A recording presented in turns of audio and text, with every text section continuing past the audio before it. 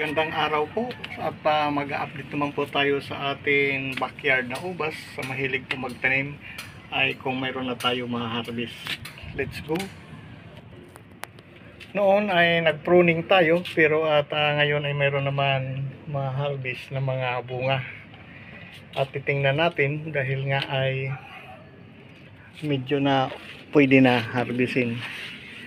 Makikita natin ito dito ay medyo na for harvest na at may pula-pula siya o parang violet at hindi masyado siyang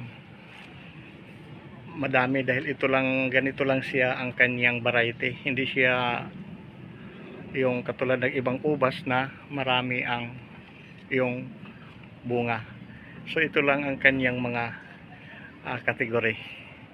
Kung makita natin, no, mga sa backyard natin ay pwede na naman ma-harvest.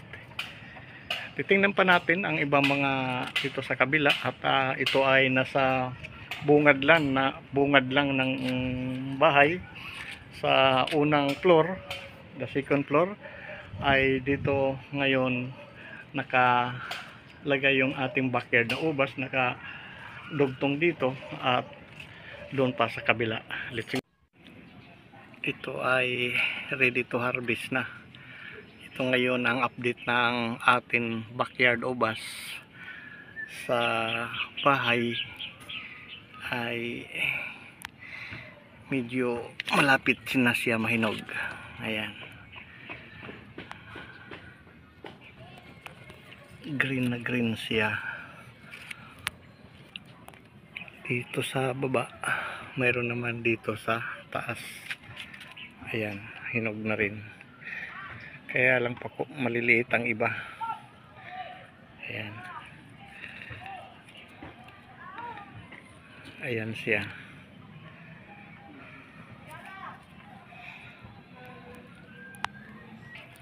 Dito marami pang bunga, hahanap tayo. Meron, ito naman maliliit ang iba. Ayan. At meron tayo na ispatan dito. Ayan, sa baba lang. Ang iba nito ay tinatanggalan nito para lumaki. Itong maliliit katulad nito, tinatanggal para siya ay maglaki, para hindi magsiksikan. Tanggalin natin. Ayan. Kaya ayan, para siya lumaki. Sa ilalim ito marami. Ayan. At mga hinog na. Meron siyang maliliit kaya lang tinatanggal po ito. Hindi siya lumaki na dahil dapat natanggal ito. Ganito siya kalalaki.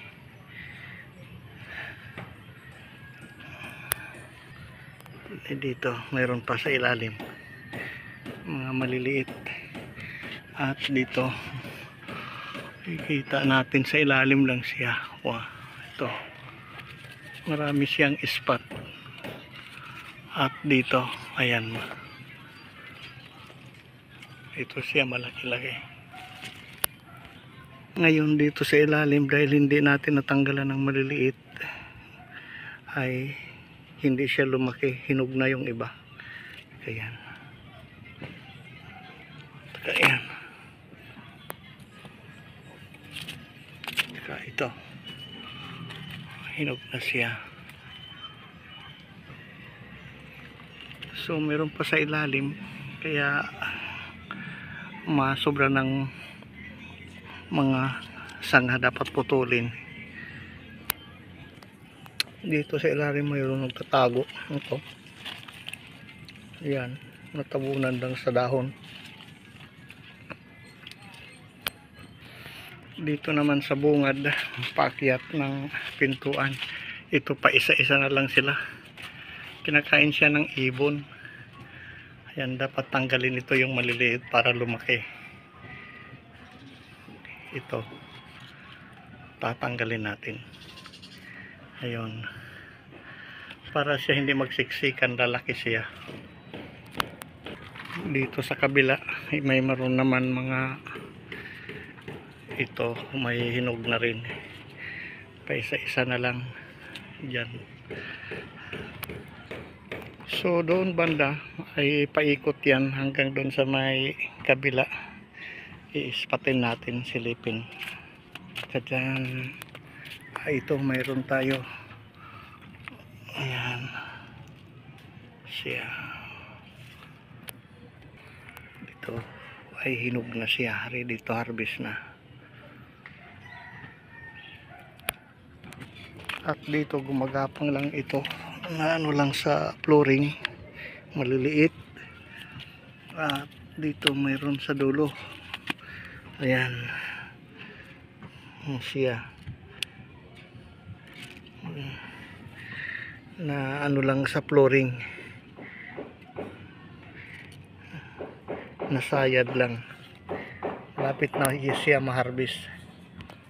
So ayun, hanggang dito na lang tayo mga kabakyard, at update natin sa ating backyard ubas na atin ngayon ready na iba ma-harvest na. At marami po salamat sa panonood mga kabakyard, at huwag makalimot po mag-subscribe sa ating channel. Bye bye.